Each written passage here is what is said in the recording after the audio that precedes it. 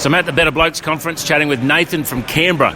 I went to his seminar yesterday where he shared his story about his marriage. He's been separated for 5 years and went through hell and back. Had a massive workplace injury as well. Was at the point of suicide. But God's restored his marriage. God's restored his health. He's actually been physically healed. But what I want to know, mate, is how you came to the Lord in the midst of all that drama. Tell us about that point of conversion for you, mate. Yeah, it was a tough one. Those few years were very hard emotionally, I suppose, and I got to a point where I had nowhere else to look but up. And if I didn't look up, I was just going to end it. Yeah.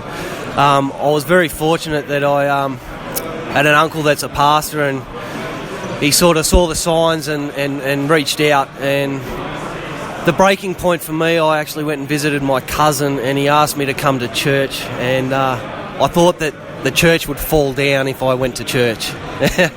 Lightning bolts had come from the sky, and it would just be a terrible mess. And he asked me to come again, and I said, there's something inside of me that just said I needed to go, and I did. And he actually did communion at church that day, and he did. My cousin never got up, and he just sat there and prayed for me, and I experienced God in that moment. And for me, that's everything. My whole life just started to change from there.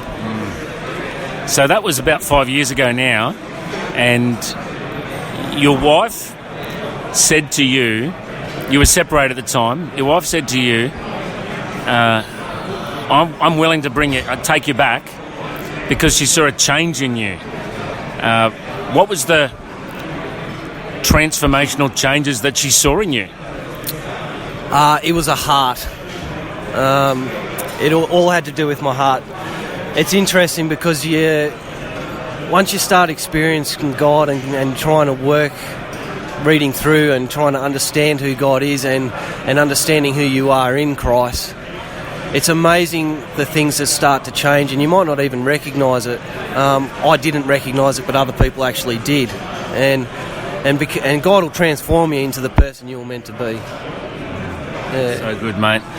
And really just wanted to say well done on sharing the seminar yesterday. A whole bunch of blokes opened up and shared that they were struggling in their marriages, and then we prayed for them. How important is it that we as blokes are just praying for each other and encouraging each other, eh? Yeah, well, the word says iron sharpens iron, so, I've never come across anything in the Bible that's sort of let me down yet, and I don't expect to. So I think as a group there's a lot of power in prayer. There's a lot of encouragement in prayer, and God works through men powerfully in prayer. Being leaders, I think it's hugely important for us as men to stand up and be counted and heard. I really encourage all men to just dive into it, God hears everything that's going on, so don't be afraid to let it out. Yeah, you're a great story, a great testimony of what God's doing in your life.